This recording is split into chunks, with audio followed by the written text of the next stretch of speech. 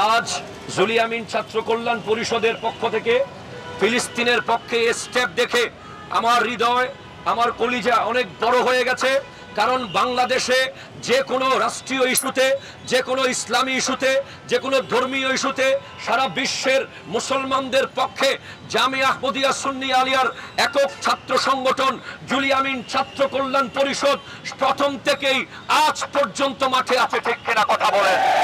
কেউ কথা বলুক আর না বলুক, কেউ সুযোগ দেখ বা না দেখ, ফিলিস্তিনের পক্ষে আমরা সব সময় কথা বলেছি, আমরা সব সময় ছিলাম, আমরা থাকবো। কারণ আমরা মনে করি ফিলিস্তিন আমাদের ভাই বোন, তারা আমাদের সাথে সম্পৃক্ত ইসলামী ভাবে, ইমানি ভাবে। নবী সাল্লাল্লাহু আলাইহি ওয়াসাল্লাম আমাদেরকে জানিয়েছেন, এক মুমিন আরেক মুমিনের জন্য একটা ভবনের মতো, একটা দেয়ালের মতো। একটা ইট খুলে গেলে যেভাবে ভবনের কোনো মূল্য থাকে না, একজন ভাই বোন যদি শাহাদাত বরণ করে আমরাও শহীদ হওয়ার জন্য প্রস্তুত থাকবো। ঠিক অনেকে আমাদেরকে বলে যে আমরা নাকি সারাক্ষণ মাহফিল আর মাজার আর মিলাদ নিয়ে ব্যস্ত থাকি। না না না, আপনারা দেখে নিন, আজ মুরাদপুর চত্বরে আমরা ফিলিস্তিনের পক্ষে কথা বলেছি। জোহরের পরেও বলবো, আসরের পরেও বলবো, যখন ডাক আসবে আমরা প্রস্তুত থাকবো। শুধু তাই না, ওয়াল্লাহে যদি বাংলাদেশ থেকে ফিলিস্তিনের পক্ষে যুদ্ধ করার জন্য কাউকে যাওয়ার সুযোগ করে দেওয়া হয়, আমরা সবার আগে প্রস্তুত থাকবো। ঠিক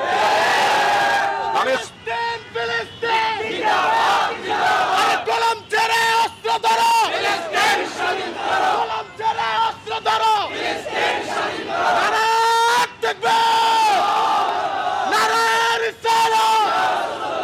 আমরা সব সময় বলেছি, ওই আব্দুল ওয়াহাব নজদির উত্তরসূরিরা ইহুদিদের এজেন্ট বুঝাতে চেয়েছি, সারা জীবন আলোচনা করেছি, দলিল দিয়ে বুঝিয়েছি, কিন্তু আমাদের কিছু আবেগী ভাইয়েরা বুঝে নাই।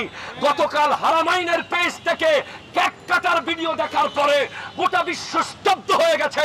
কিভাবে সেদিন কেক কাটতে পারে? যদি গতকালের ভিডিও না হয়, গতকাল হারামাইনের পেজ থেকে গাজার পক্ষে পোস্ট করার দরকার ছিল। কথা বলেন ঠিক কিনা? যেখানে গোটা বিশ্বের প্রত্যেকটা ইসলামী পেজ থেকে গাজার পক্ষে, ফিলিস্তিনের পক্ষে কেউ হাতে না পারলে মুখে, মুখে না পারলে লেখনি দিয়ে অন্তত তাদের পাশে দাঁড়িয়েছে। তখন আমরা বিশ্বের বড় বড় আরব লিডারদের we are so much surprised, we are very surprised to see the silence of Arab leaders. আমরা বুঝে গেছি তারা মুসলমানের এজেন্ট নয়, তারা ইহুদিদের এজেন্ট। ঠিক কিনা? আমরা সাধারণ জনতাকে জানাতে চাই, আসুন আমাদের ছায়ার নিচে আসুন, আমাদের ব্যানারে আসুন। আমরা সব সময় সত্যের পক্ষে, ন্যায়ের পক্ষে, নবীর পক্ষে, ইমানের পক্ষে, ইসলামের পক্ষে।